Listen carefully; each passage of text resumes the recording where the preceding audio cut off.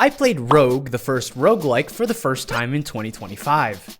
I found out just how much titles like Hades and Vampire Survivors steals from this 40-year-old game, as well as some old-school gameplay systems that should probably remain locked away in its decaying tomb. And so I launched the game. If you're used to pretty characters or challenging run modifiers, you won't find it here. Instead, all it asks is for your rogue's name and spits you out into the dungeon. And while I'd love to get right into what Rogue set as the foundation of a good roguelike, randomly generated rooms with randomly generated items, there was a big problem. Not everything that Rogue put forth survived the test of time, and nowhere is that more true than with the controls. Being a game from the 1980s, it probably came with a manual, if any of you are old enough to know what that is. Problem being, there is no keybind list, nor is there any sort of tutorial for your first life. As a result, I'm forced to smash against every single keyboard button to work them out. Arrow keys are move, and moving into this strange letter B reveals the intricate combat system. You walk into enemies, and you attack. Whenever the game says more, you hit space to continue, then the enemy swings at you. Repeat until one of you is splattered across the dungeon floor. Okay, but back to keyboard smashing. Hitting Z gives me my first clue. Select an item to zap with. Z for zap. I think we got a bit of word association on our hands. But before I can work anything out, I encounter a strange green glowing object, and nearly get my teeth kicked in by a nearby hobgoblin. Because I'm not quite skilled enough yet at random number generation. By pressing random buttons, I get my first big breakthrough. / is a list of the dungeon objects. We got a monster for each letter of the alphabet. I have no idea what this food image is supposed to be, but most importantly, the green thing I found is our main goal for each floor, the staircase. Some of the controls make sense, like W for wield, T to throw, but to save lots of time, I had to look up how to use a staircase. And the lovely Google AI says, greater than. And I want to make my frustrations very clear. That's not a period. That's a greater than. Not only are the game's controls a little bit convoluted, they're also case sensitive. Oh, and my first little guy got trounced by the next hobgoblin, so there goes my can I beat the first roguelike blind in one life video. But let's take a break on the control rant and talk some Rogue. One of the key ideas that Rogue pushed is unidentified items. You don't find a health potion, you find an aquamarine potion just begging you to drink it.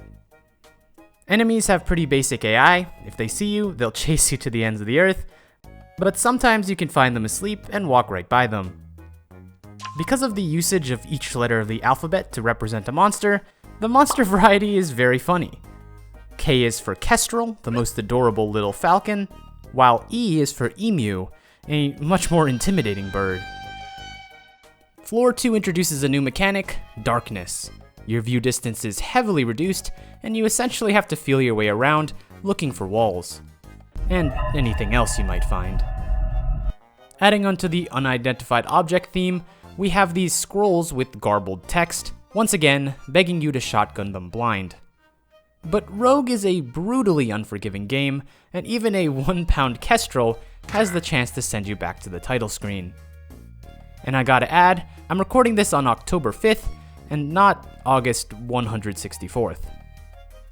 To bring in a modern roguelike, Barony is a game that also uses unidentified objects that you can take risks on, but also has an identify skill that you can slowly improve. Rogue, to my knowledge, does not.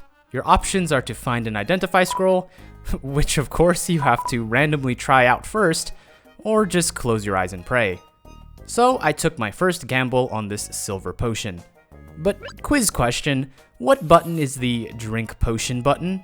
If you said D, so close, it's actually Q, for quaff. Suddenly I see letters peering through the walls. Looks like we got ourselves an enemy sense potion. Now let's talk equipment. Here I find a two-handed sword. Unfortunately, with no damage numbers when you hit an enemy, it's virtually impossible to tell which weapon is stronger. And even though I'm having a lot of fun discovering each system firsthand, there are things that are definitely a bit too obtuse. I still, writing this script, have no idea what this taste great, you feel warm potion does. It doesn't heal me, it doesn't cure hunger, but even sillier than that is the calling system where you can personally name the potions with not so obvious effects. And of course, the warmth potion ? Does little to prepare me for my next encounter. I'll also note that every scroll and potion you find after your first use will be properly named, including the ones you name yourself. And now for another brutal revelation. On my deepest run of floor 3, I encounter an ice monster, who proceeds to freeze me solid and proceeds to beat me to a pulp while I fail the roll to thaw out in time. At this point, I've played for 30 minutes and I've already lost 4 rogues, and trust me, the dungeon has even worse ways to get ya. But it's time to get serious. In honor of my Frozen death, I embark as Elsa from Frozen, and this time I decide to call in some help. The rogue instruction manual I found online says that the F1 key lists all keyboard commands and our ultimate goal of 26 floors. Now we're truly gaming. They really thought of everything here, including the command to like and subscribe and comment on the video. I had found armor earlier, but didn't know how to wear it. That's because wear is a capital W.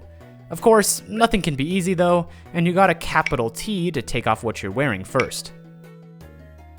This scroll makes maniacal laughter in the distance, call that the evil man releaser.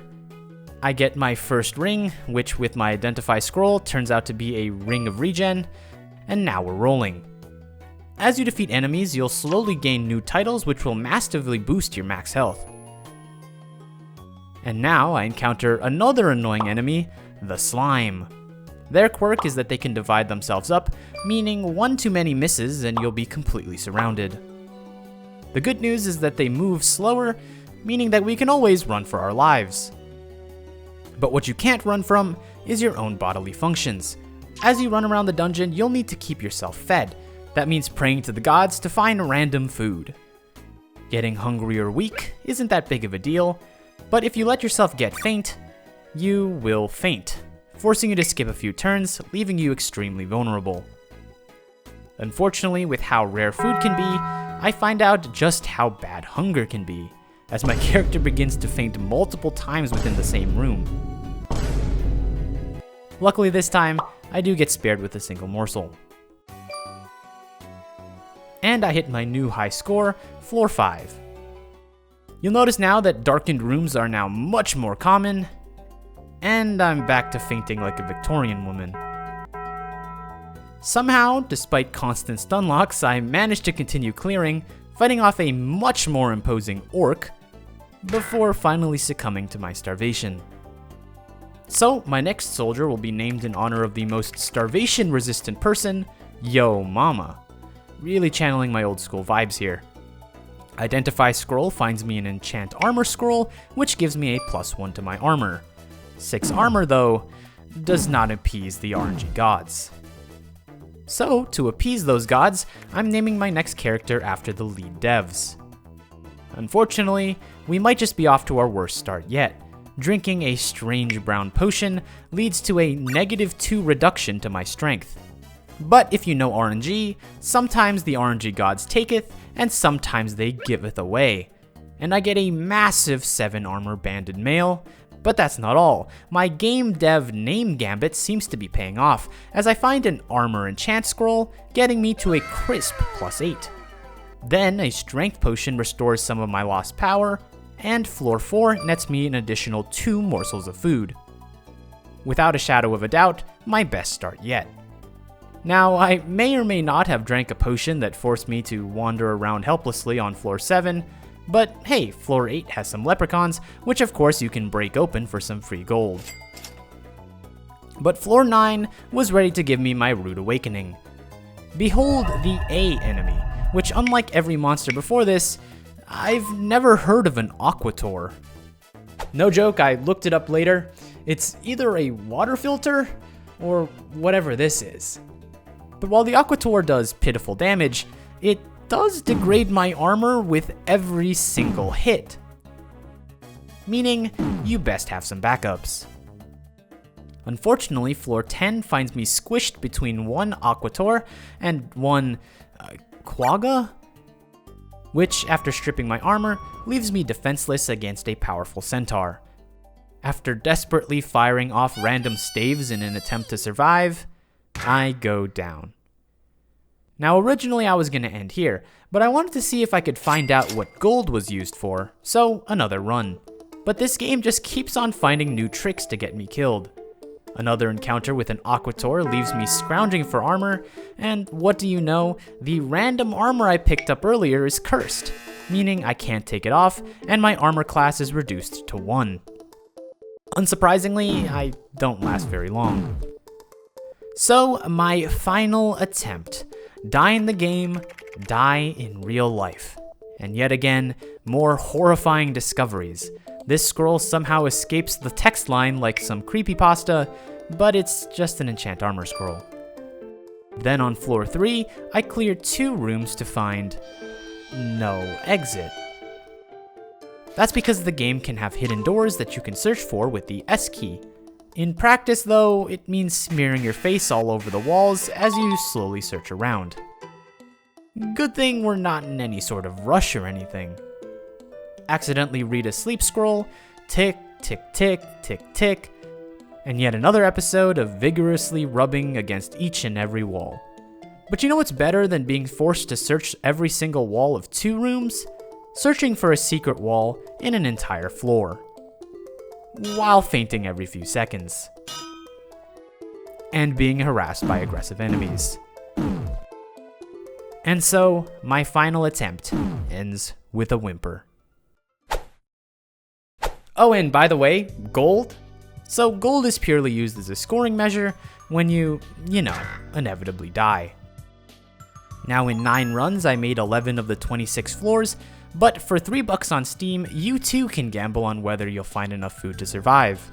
If you like retro games, I have a video where I try to survive my first Oregon Trail in just 1 run, and if you want to support, Patreon below. But that's not all. My Game Dave